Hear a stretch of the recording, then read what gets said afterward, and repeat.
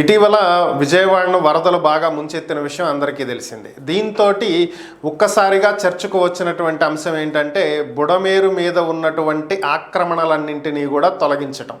విజయవాడకు భవిష్యత్తులో కూడా ఈ వరద ముప్పు తప్పదు, దీన్ని తప్పించాలి అంటే శాశ్వతమైనటువంటి ఒక పరిష్కారం చూడాలి, దానికి తగ్గట్టుగా ప్రభుత్వం అడుగులు వేయాలి. ఇదే ఎక్కువగా వినిపిస్తున్నటువంటి మాట. దీనికి తగ్గట్టుగానే ప్రభుత్వం కూడా ఆపరేషన్ బుడమేరు చేపడతామని, దీంట్లో మనం అన్నీ కూడా ఆక్రమణలన్నీ కూడా తొలగిస్తాము, ఆపరేషన్ బుడమేరుని చిత్తశుద్ధిగా ప్రారంభిస్తాము, అలాగే బుడమేరుకు ఒక రిజర్వాయర్ ఏర్పాటు చేస్తాము, ఎక్సెస్ వాటర్ వస్తే రిజర్వాయర్లోకి వెళ్తాయి, అక్కడి నుంచి కృష్ణానదిలోకి నీటిని విడుదల చేస్తాము, ఇటువైపు అసలు నీళ్లు రావు అని చెప్పేది ప్రభుత్వం వాదన. అయితే ఇక్కడ విషయం ఏంటి అంటే బాగానే ఉంది, ఆపరేషన్ బుడమేరు చేపడతారు, రిజర్వాయర్ నిర్మిస్తారు, ఎక్సెస్ వాటర్ని తీసుకెళ్లి కృష్ణానదిలో కలుపుతారు. అదే టైంకి కృష్ణానదిలో కూడా వరద ఉధృతి ఎక్కువగా ఉంటే ఇప్పుడు జరిగింది అదే కదా.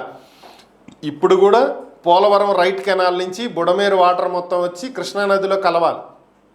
కానీ కృష్ణానదిలో ఆల్రెడీ వరద ఉధృతంగా ప్రవహిస్తున్నటువంటి నేపథ్యంలో బుడమేరు నుంచి వచ్చేటువంటి వరద కృష్ణానదిలోకి రాదు, రిటర్న్ వెళ్తుంది.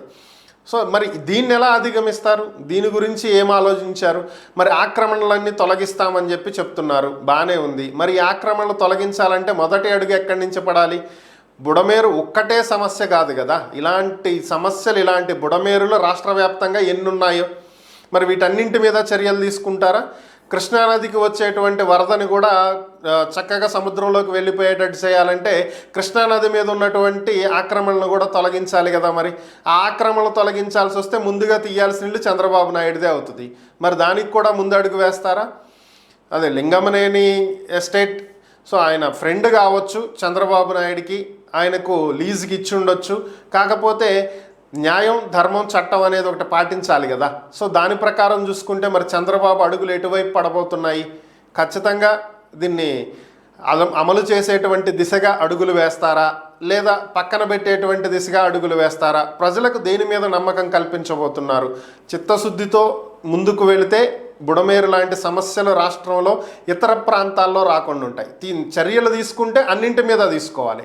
ఏదో ఒక దాని మీద తీసుకుని చేతులు దులుపుకుంటే రేపొద్దున ఇంకొక చోట ఇంకో బుడమేరు పొంగిద్ది, అప్పుడు మళ్ళీ అక్కడ శాశ్వత పరిష్కారం, ఇక జీవితాంతం శాశ్వత పరిష్కారాలు చేసుకుంటూ వెళ్లాల్సిందే వచ్చిన ప్రభుత్వాలని. కాబట్టి ఇప్పుడే దిద్దుబాటు చర్యలు చేపట్టి రాష్ట్ర వ్యాప్తంగా ఈ చర్యలు అమలు చేస్తే బాగుంటుంది.